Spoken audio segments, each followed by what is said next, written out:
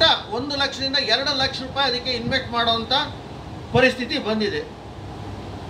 APMC ಕಾಯ್ದೆಯನ್ನು ತಿದ್ದುಪಡಿ ಮಾಡಿ ನಾವು ರೈತನಿಗೆ ಅನುಕೂಲ ಆಗೋ ರೀತಿಯಲ್ಲಿ ಮಾಡಿಕೊಟ್ಟಿದ್ದನ್ನು ವಾಪಸ್ ತಗೊಳ್ಳುವಂಥ ಕೆಲಸ ಮಾಡ್ತಾ ಇದೆ. ರೈತರಿಗೆ ಹತ್ತಿರವಾಗಿರ್ತಕ್ಕಂಥ ಸಹಕಾರ ಸಂಘಗಳ ಕಾಯ್ದೆಯಲ್ಲಿ ತಿದ್ದುಪಡಿಯನ್ನು ಮಾಡಿ ಅಲ್ಲಿ ನಾಮಿನೇಷನ್ ಮಾಡೋ ಮೂಲಕ ಸಣ್ಣ ಸಣ್ಣ VSSNಲ್ಲೂ ಕೂಡ ಕೈ ಹಾಕುವಂಥ ಕೆಲಸ ಮಾಡೋದ್ರ ಮೂಲಕ ರೈತರ ವಿರೋಧಿ ಸರ್ಕಾರ ಆಗಿದೆ ಅಂತ ಹೇಳಕ್ಕೆ ಬಯಸ್ತೇನೆ. ಒಂದು ಕಡೆ ರೈತ ವಿರೋಧಿ ಸರ್ಕಾರ ಆಗಿದ್ರೆ ಇನ್ನೊಂದು ಹಿಂದೂ ವಿರೋಧಿ ಮತ್ತು ತುಷ್ಟೀಕರಣದ ಸರ್ಕಾರ ಅಂತ ಹೇಳಕ್ಕೆ ಬಯಸ್ತೇನೆ.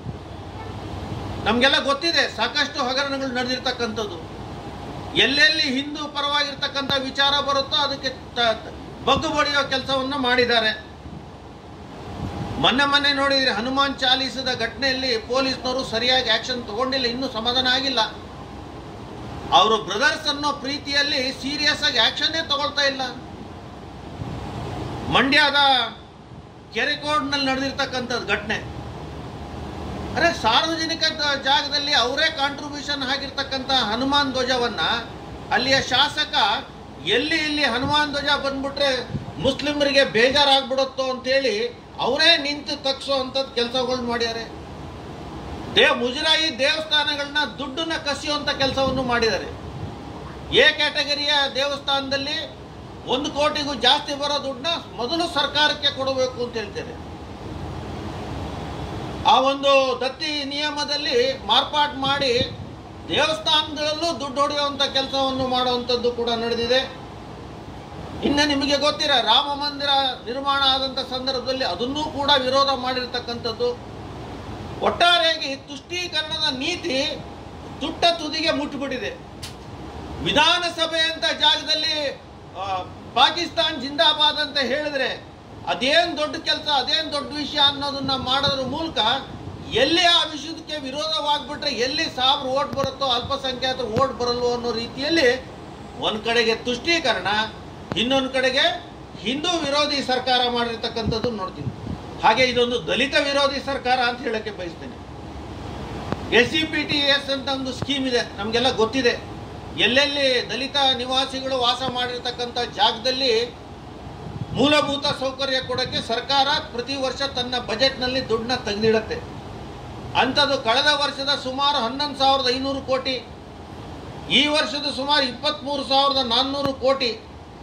ಇಷ್ಟೂ ಹಣವನ್ನು ಅದನ್ನು ತನ್ನ ಏನು ಭಾಗ್ಯಗಳಿಗೆ ಡೈವರ್ಟ್ ಮಾಡೋದ್ರ ಮೂಲಕ ಇವತ್ತು ದಲಿತ ವಿರೋಧಿ ಸರ್ಕಾರ ಆಗಿದೆ ಅಂತ ಹೇಳಕ್ಕೆ ಬಯಸ್ತೇನೆ. ಒಟ್ಟಾರೆಯಾಗಿ ಬರನ ಸರಿಯಾಗಿ ನಿರ್ವಹಣೆ ಮಾಡೋಕ್ಕಾಗ್ತಾ ಇಲ್ಲ ಇವ್ರ ಕೈಲಿ. ಬೆಂಗಳೂರಿನಲ್ಲಿ ನೀರಿಗೆ ಆಹಾರ ಆಗ್ತಾ ಇದೆ, ಆ ನೀರಿಗೋಸ್ಕರ ಸರಿಯಾಗಿ ಪಾಲಿಸಿಗಳನ್ನ ಯೋಚನೆ ಮಾಡ್ತಾ ಇಲ್ಲ. ಮೊನ್ನೆ KSRTCನಲ್ಲಿ ಒಬ್ಬ MD ಹತ್ರಕ್ಕೆ ಮಾತಾಡ್ತಾ ಇದ್ದೆ. ಸರ್, ನಮ್ಮ KSRTCನಲ್ಲಿ 7.5 ಲಕ್ಷ ಕಿಲೋಮೀಟರ್ ಒಂದು ಬಸ್ ದಾಟಿದ ತಕ್ಷಣ ಅದನ್ನು ಲಾಂಗ್ ರೂಟಿಂದ ತೆಗೆದು ಅಫಿಷಿಯಲ್ ರೂಟಿಗೆ ಹಾಕ್ತಾರಂಥದ್ದು. ಸಾಮಾನ್ಯವಾಗಿ ಸ್ಕೀಮ್ ಅಂತದ್ದು. ಮೊದಲು 7.5 ವರ್ಷ ಲಾಂಗ್ ರೂಟ್, ಬೆಂಗಳೂರು ಮೈಸೂರು ದೊಡ್ಡ ಲಾಂಗ್ ರೂಟ್. ಆಮೇಲೆ 7.5 ಲಕ್ಷ ಆದಮೇಲೆ ಇನ್ನೊಂದು 3 ಲಕ್ಷ ಸಣ್ಣ ರೂಟ್ 100 ಕಿಲೋಮೀಟರ್ 150 ಕಿಲೋಮೀಟರ್ಗೆ ಹಾಕ್ತಾರಂತೆ. ಆಮೇಲೆ ಅದನ್ನು ಟೌನ್ ಸರ್ವಿಸು ಈ ಥರದಕ್ಕೆ ಹಾಕಿ ಸಾಮಾನ್ಯವಾಗಿ 12 ಲಕ್ಷ ಕಿಲೋಮೀಟರ್ ತನಕ ಓಡಿಸ್ತೀವಿ ಸರ್. ಆದರೆ ದುರ್ದೈವ 20 ಲಕ್ಷ ಕಿಲೋಮೀಟರ್ ದಾರಿ ಇರ್ತಕ್ಕಂಥ ಸುಮಾರು ಸಾವಿರಾರು ಬಸ್ಗಳು ಇವತ್ತು KSRTCಲಿದೆ. ನಮಗೆ ಬಸ್ಸಲ್ಲಿ ಜನನ ಕಳ್ಸಕ್ಕೆ ಹೆದರಿಕೆ ಆಗ್ತಾ ಇದೆ, ಯಾವತ್ತು ಏನು ಸಮಸ್ಯೆ ಆಗುತ್ತೋ ಗೊತ್ತಿಲ್ಲ ಅಂತ ಹೇಳ್ತಾರೆ. ಹೀಗೆ ಖಾಸಗಿ KSRTC ಬಸ್ಸುಗಳ ಶೋಚನೀಯ ಸ್ಥಿತಿಯಾಗಿದೆ. ಇನ್ನು ಹಣಕಾಸಿನ ಸ್ಥಿತಿನೂ ಇಳಿದೋಗಿದೆ.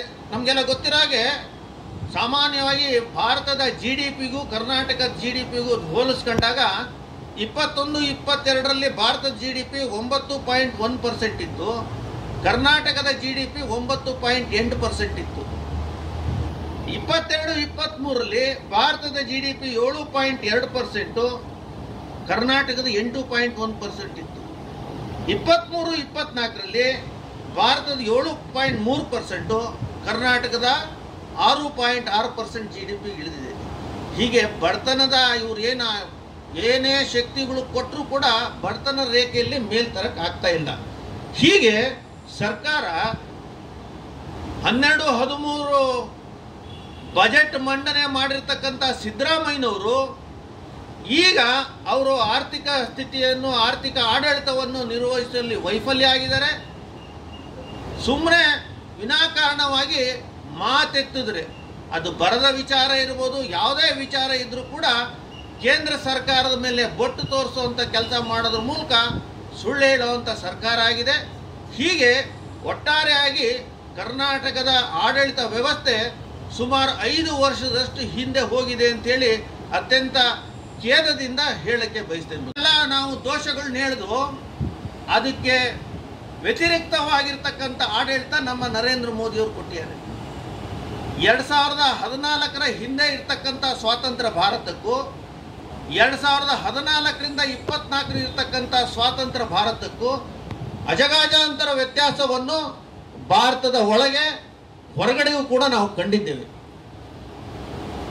ಇವತ್ತು ಭಾರತ ವಿಶ್ವದಲ್ಲಿ 5ನೇ ಆರ್ಥಿಕ ಶಕ್ತಿಯಾಗಿ ಹೊರಹೊಮ್ಮಿದೆ ಅಂತ ಅತ್ಯಂತ ಹೆಮ್ಮೆಯಿಂದ ಹೇಳಕ್ ಬಯಸ್ತೇನೆ.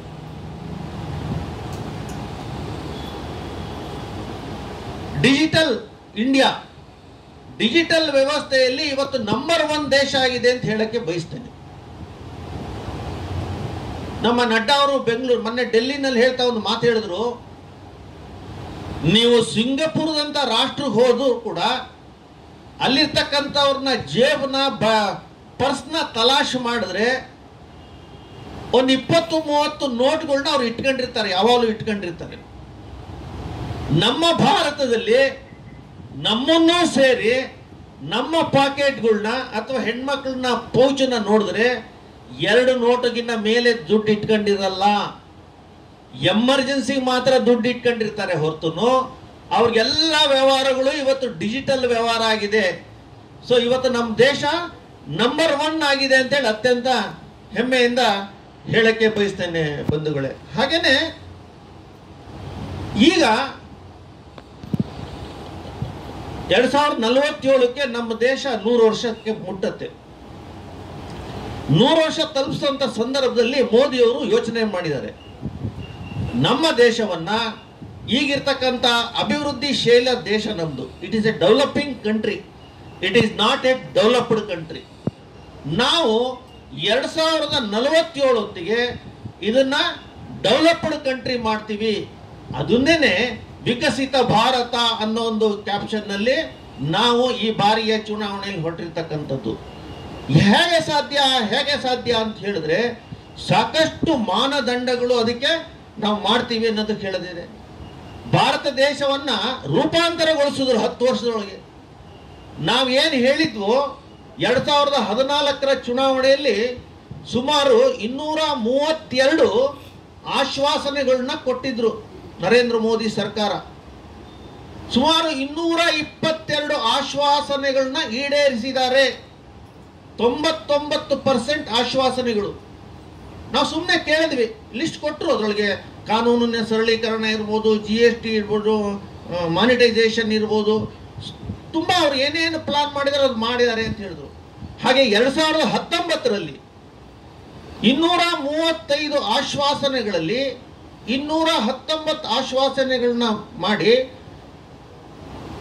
95% ಆಶ್ವಾಸನೆಗಳನ್ನ ಈಡೇರಿಸಿದ್ರು. ಹೀಗೆ ನಾವು ಕೊಟ್ಟಂತ ಆಶ್ವಾಸನೆಗಳು ಈಡೇರಿಸುವ ಮೂಲಕ ಒಂದು ದೃಢ ಸಂಕಲ್ಪವನ್ನು ಮಾಡೋದ್ರ ಮೂಲಕ ನರೇಂದ್ರ ಮೋದಿ ಸರ್ಕಾರಕ್ಕೆ ದೃಢ ನಿಶ್ಚಯ ಆಗಿದೆ. ನಮ್ಮ ದೇಶವನ್ನ 2047ರಲ್ಲಿ ನಾವು ವಿಶ್ವದ ನಂಬರ್ 1 ದೇಶ ಮಾಡ್ತೀವಿ ಅಂತ ಹೊರಟಿದ್ದಾರೆ. ನಮ್ಗೆಲ್ಲ ಪ್ರಶ್ನೆ ಆಗ್ಬೋದು, ಹೇಗೆ ಸಾಧ್ಯ ಅನ್ನೋದಕ್ಕೆ. ನಾವೇನ್ ಅನ್ಕೊಂಡಿದ್ದು, ಆರ್ಟಿಕಲ್ 370 ತೆಗೆದ್ರು. Jammu Kashmir is a terrorist hub, now it is a tourism hub. ನಾವೆಲ್ಲ ನೋಡಿದಿರಿ ಸೋಷಿಯಲ್ ಮೀಡಿಯಾದಲ್ಲಿ, ಯಾವುದೋ ಮುಚ್ಚಿಡುವಂಥದ್ದೇನಿಲ್ಲ. ಇವತ್ತು ಎಲ್ಲ ಪ್ರವಾಸಿಗರು ಜಮ್ಮು ಕಾಶ್ಮೀರಕ್ಕೆ ಹೋಗುತ್ತದೆ. ಸ್ಟಾರ್ಟ್ಅಪ್ಗಳು 150-120 ಇದ್ದಿದ್ದು ಇವತ್ತು ಇಡೀ ದೇಶದಲ್ಲಿ 1,60,000 ಸ್ಟಾರ್ಟ್ಅಪ್ ಆಗಿದೆ. 3 ದಿವಸದಿಂದ ಒಂದು ಸ್ಟಾರ್ಟ್ಅಪ್ ಹಬ್ಬನೇ ಅಂತ ಹೇಳಿ ಡೆಲ್ಲಿಲಿ ಮಾಡಿದ್ದು ನಾವೆಲ್ಲ ನೋಡಿದೀವಿ. ಬೋಯಿಂಗ್ ಇಂದ ಹಿಡಿದು ಸೆಮಿ ಕಂಡಕ್ಟರ್ ತನಕ ಇಲ್ಲೇ ಮ್ಯಾನುಫ್ಯಾಕ್ಚರ್ ಮಾಡೋದಕ್ಕೆ ಎಲ್ಲ ವ್ಯವಸ್ಥೆಗಳನ್ನು ನಮ್ಮ ದೇಶ ಮಾಡಿದೆ. ಮೊನ್ನೆ ಬೆಂಗಳೂರಿನಲ್ಲಿ ಬಂದು ಬೋಯಿಂಗ್ ಫ್ಯಾಕ್ಟರಿಗೆ ಶಂಕುಸ್ಥಾಪನೆ ಮಾಡಿ ವಿಶೇಷವಾಗಿ ಮಹಿಳಾ ಪೈಲಟ್ಗಳಿಗೆ ಅಲ್ಲಿ ತಯಾರು ಮಾಡುವಂಥದ್ದು ಮಾಡಿದ್ರು. ನಾನು ಅವಾಗಲೇ ಹೇಳಿದೆ ಡಿಜಿಟಲ್ ಅಭಿಯಾನದ ಬಗ್ಗೆ, ಡಿಜಿಟಲ್ ಇಂಡಿಯಾದ ಬಗ್ಗೆ. ನನಗೆ ಸುಮ್ಮನೆ ನೆನಪು ಬಂತು, ಬೇರೆ ಬೇರೆ ದುಡ್ಡನ್ನ ಕಟ್ಟಬೇಕಾದ್ರೆ KEB ಮುಂದೋಗಿ ಲೈನಲ್ಲಿ ನಿಂತು ಮುಟ್ಟು ದುಡ್ಡು ಕಟ್ಟಬೇಕಾಗಿದೆ.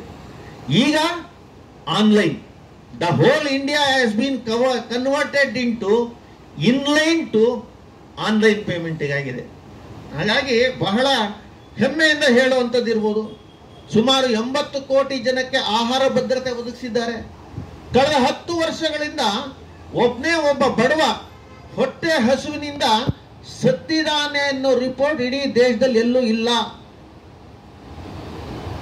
ಎಲ್ಲದಕ್ಕಿಂತ ಹೆಚ್ಚಾಗಿ direct benefit transfer DBT zero account ಅವಾಗ ಮಾಡಿದಾಗ ಎಲ್ಲರಿಗೂ ಆಶ್ಚರ್ಯ ಆಯಿತು. ಯಾಕಿದು ಝೀರೋ ಅಕೌಂಟ್ ಮಾಡ್ತೀರಿ, ಯಾಕಿದು ಝೀರೋ ಅಕೌಂಟ್? ಎಂಥ ಸದುದ್ದೇಶ ಅಂದರೆ ಅವತ್ತು DBT ಝೀರೋ ಅಕೌಂಟ್ ಮಾಡಿದ ಪರಿಣಾಮವಾಗಿ ಕೋಟ್ಯಾಂತರ ರೂಪಾಯಿ ಇವತ್ತು ಭ್ರಷ್ಟಾಚಾರ ಉಳಿದಿದೆ. ಈಗ ಈ ಎಲ್ಲ ಈ ಸ್ಕ್ಯಾನರ್ಗಳು, ನಮ್ಮ ಡಿಜಿಟಲ್ ಪೇಮೆಂಟು ಮಾಡೋದಕ್ಕೆ ಅನುಕೂಲ ಆಯಿತು. ಹೀಗೆ ಹೆಣ್ಣು ಮಕ್ಕಳಿಗೆ ಶಕ್ತಿಯನ್ನು ಕೊಡಬೇಕು ಅಂತ ನಾರಿ ಶಕ್ತಿ ಅಧಿನಿಯಮವನ್ನು ಜಾರಿಗೆ ತಂದು 33% ರಿಸರ್ವೇಶನ್ ತಂದರು. ಹೆಣ್ಣು ಮಕ್ಕಳ ಅಭಿವೃದ್ಧಿಗಾಗಿ ಸಾಕಷ್ಟು ಯೋಜನೆಗಳನ್ನು ಮಾಡಿದರೆ. ನಾನು ಹೇಳ್ತಾ ಹೋದರೆ ತುಂಬ ಸಮಯ ಆಗತ್ತೆ. ಘರ್ ಘರ್ ಜಲ್ ನೀರಿನ ಬಗ್ಗೆ ವಿಶೇಷವಾಗಿರ್ತಕ್ಕಂಥ ಯೋಜನೆಯನ್ನು ಮಾಡಿದ್ದಾರೆ. Ayushman Bharat one of the best scheme in the world, in the Asia ಅಂತ ಹೇಳ್ಬೋದು. ಒಬ್ಬ ಬಡವ ಇವತ್ತು 5 ಲಕ್ಷ ರೂಪಾಯಿ ಇನ್ಶೂರೆನ್ಸ್ ಬೇಕು ಅಂದ್ರೆ ನಾನು ಕೇಳಿದೆ, ಮೆಡಿಕ್ಲೈಮು ಅಲ್ಲಿ ಇಲ್ಲ ಕೇಳಿದೆ, ಸುಮಾರು 4,000 ರೂಪಾಯಿ ಪ್ರೀಮಿಯಂ ಕಟ್ಟಬೇಕಾಗತ್ತ. ಅವನು 5 ಲಕ್ಷ ರೂಪಾಯಿ ಅಷ್ಟು ಅವನು ಮೆಡಿಕಲ್ ರಿಯಂಬರ್ಸ್ ಬರಬೇಕು ಅಂದ್ರೆ ಇವತ್ತು ಆ ಕ್ಯಾಶ್ಲೆಸ್ 5 ಲಕ್ಷ ರೂಪಾಯಿ ತನಕ 1 ವರ್ಷಕ್ಕೆ. ಮೊನ್ನೆ ಶಿವಮೊಗ್ಗದಲ್ಲಿ ಒಂದು ಘಟನೆ ಇತ್ತು, ಒಂದು ಕ್ಯಾನ್ಸರ್ ಪೇಷಂಟು 12 ಲಕ್ಷ ರೂಪಾಯಿ ಖರ್ಚಾಗಿತ್ತು, ಬರೀ 5 ಲಕ್ಷ ರೂಪಾಯಿ ಮಾತ್ರ ಇತ್ತು. ಅವ್ರು ಏನ್ ಮಾಡಿದ್ರು ಆಫೀಸರ್ಸು, ಡಿಸೆಂಬರ್ ತಿಂಗಳಲ್ಲಿ 5 ಲಕ್ಷ ರೂಪಾಯಿ ಕ್ಲೈಮ್ ಮಾಡಿ ದುಡ್ಡು ಕೊಡಿಸಿದ್ರು. ಜನವರಿಯಲ್ಲಿ ಬಂದ್ರೆ ಮತ್ತಿನ್ನು 5 ಲಕ್ಷ ರೂಪಾಯಿ ನಾನು ಕೊಡಿಸ್ತೀನಿ ಅಂತ ಹೇಳಿದ್ರು. ಹೀಗೆ ಕೋವಿಡ್ ಲಸಿಕೆ, ಇಡೀ ದೇಶದಲ್ಲಿ ಕೋವಿಡ್ ಕೊಡಕ್ಕೆ ಆಗಲಿಲ್ಲ ಅಂತ ಕೋವಿಡ್ ಲಸಿಕೆಯನ್ನು ಸುಮಾರು ಒಂದು ಚಿಕಿತ್ಸೆ ಕೊಟ್ಟಿರ್ತಕ್ಕಂಥದ್ದು. ಹೀಗೆ ಎಲ್ಲ ವಿಧದಲ್ಲೂ ಕೂಡ ಅಭಿವೃದ್ಧಿಯನ್ನು ಸಾರಿರ್ತಕ್ಕಂಥ ನರೇಂದ್ರ ಮೋದಿ ಸರ್ಕಾರ ಇನ್ಫ್ರಾಸ್ಟ್ರಕ್ಚರ್ ಡೆವಲಪ್ಮೆಂಟ್ ಅಲ್ಲಿ ಏನು ಕಮ್ಮಿ ಮಾಡಲಿಲ್ಲ. ಸುಮಾರು ಹಿಂದೆ 91,287 ಕಿಲೋಮೀಟರ್ಗಳು ಹೆದ್ದಾರಿ ಇತ್ತು ಯಾವಾಗ 13-14ರಲ್ಲಿ. ಈಗ 1,78,603 ಕಿಲೋಮೀಟರ್ ಹೆದ್ದಾರಿ ಇಡೀ ದೇಶದಲ್ಲಿ ಆಗಿದೆ. ವಿಮಾನ ನಿಲ್ದಾಣಗಳು ಕೇವಲ 75 ವಿಮಾನ ನಿಲ್ದಾಣ ಇತ್ತು 10 ವರ್ಷದ ಹಿಂದೆ, ಈಗ 489 ವಿಮಾನ ನಿಲ್ದಾಣ ಆಗಿದೆ. ಮೆಡಿಕಲ್ ಕಾಲೇಜುಗಳು 641 ಇತ್ತು, ಈಗ 1,341 ಆಗಿದೆ. ಹೀಗೆ ಜನಗಳಿಗೆ ಹೊಟ್ಟೆಗೆ, ಜನಗಳಿಗೆ ಆರೋಗ್ಯಕ್ಕೆ, ಜನಗಳ ಶಿಕ್ಷಣಕ್ಕೆ, ಒಟ್ಟಾರೆಯಾಗಿ ಆರ್ಥಿಕ ಅಭಿವೃದ್ಧಿ ಮಾಡೋದಕ್ಕೆ ಏನು ಬೇಕು ಅನ್ನೋದನ್ನೆಲ್ಲ ಮಾಡೋದ್ರ ಮೂಲಕ ನಮ್ಮ ನರೇಂದ್ರ ಮೋದಿ ಸರ್ಕಾರಕ್ಕೆ ಒಂದು ಕಾನ್ಫಿಡೆನ್ಸ್ ಬಂದಿದೆ. ಮುಂದಿನ 25 ವರ್ಷದೊಳಗೆ ನಾವು ತರ್ತೀವಿ ಅನ್ನೋದಿದೆ. ಇದನ್ನೇ ಇಟ್ಕೊಂಡು ನಮ್ಮ ಜನಗಳಿಗೆ ನಮಗೊಂದು ದೊಡ್ಡ ಅಸ್ತ್ರವನ್ನು ನಮಗೆ ಕೊಟ್ಟಿದ್ದಾರೆ. ನರೇಂದ್ರ ಮೋದಿ ಅವರು ಹೇಳಿದರು, ಮೊದಲು 2014ರಲ್ಲಿ 15ರಲ್ಲಿ ಅವರು ಬೆಂಗಳೂರಿನಲ್ಲಿ ಒಂದು ಕಾರ್ಯಕಾರಿ ಸಮಿತಿಗೆ ಬಂದಾಗ ಹೇಳಿದರು ಅವರು ಏನಂತ, ನಾ ಕಾಯಂಗೆ ನಾ ಕಿಲಾದೋಂಗೆ ಅಂತಂದ್ಬಿಟ್ಟು, ಅಂದರೆ ನಾನು ತಿನ್ನಲ್ಲ, ತಿನ್ನೋದಕ್ಕೂ ಬಿಡಲ್ಲ ಅಂತ ಹೇಳಿದರು. ಅದನ್ನು ಯಥಾವತ್ತಾಗಿ ನಡೆಸ್ಕೊಂಡು ಬಂದಿದ್ದಾರೆ. ಕಳೆದ 10 ವರ್ಷಗಳಿಂದ ಒಬ್ಬನೇ ಒಬ್ಬ ಸಚಿವನ ಮೇಲೆ, ಒಬ್ಬನೇ ಒಬ್ಬ ಕೇಂದ್ರ ಸರ್ಕಾರದ IAS ಅಧಿಕಾರಿಗಳ ಮೇಲೆ ಯಾವುದೇ ಲವಲೇಶಷ್ಟು ಭ್ರಷ್ಟಾಚಾರವಿಲ್ಲ, ಭ್ರಷ್ಟಾಚಾರ ಮುಕ್ತವಾಗಿರ್ತಕ್ಕಂಥ ಆಡಳಿತ ಕೊಟ್ಟಿರ್ತಕ್ಕಂಥದ್ದು ನಮಗೆ ಅತ್ಯಂತ ಹೆಮ್ಮೆಯ ಸಂಗತಿ. ಅವ್ರು ಹೇಳಿದ್ರು, ಮುಂದಿನ ಚುನಾವಣೆಯಲ್ಲಿ ನಮ್ಮ ಕಾರ್ಯಕರ್ತರು ತಲೆ ತಗ್ಸೋ ಹಾಗೆ ಓಟ್ ಕೇಳೋಂಗೆ ಮಾಡಲ್ಲ, ನಾನು ಎದೆ ಎತ್ತಿ ಓಟ್ ಕೇಳೋಂಗೆ ಮಾಡ್ತೀನಿ ಅಂತ ಹೇಳಿದರು.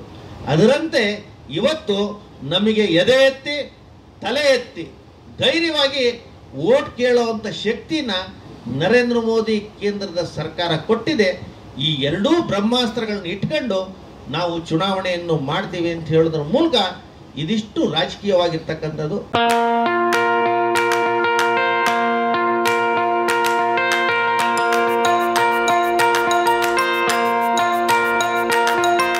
Dr. M. V. Shetty Institutions, Mangaluru. Empowering dreams and achieving greatness since 1985. Dr. M. V. Shetty College prides itself in its history of 38 years. It undertook path-breaking initiatives in Indian higher education with the introduction of innovative and modern curricula, insistence on academic discipline, imparting of holistic education, and adoption of global higher education practices with the support of creative and dedicated staff. First private college in Karnataka offering diverse healthcare programs, offers you multiple of courses.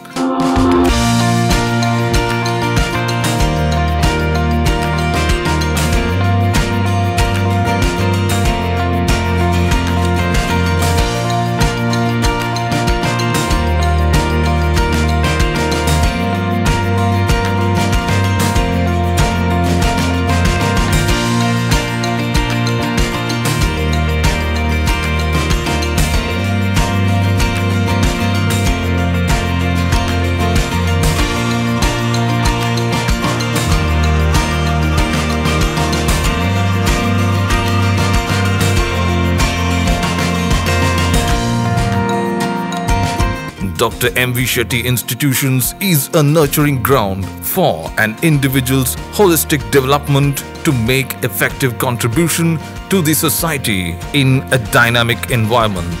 Dr. M. V. Shetty Institutions, Kavu Road, Vidyanagar, Mangaluru, Karnataka 575013.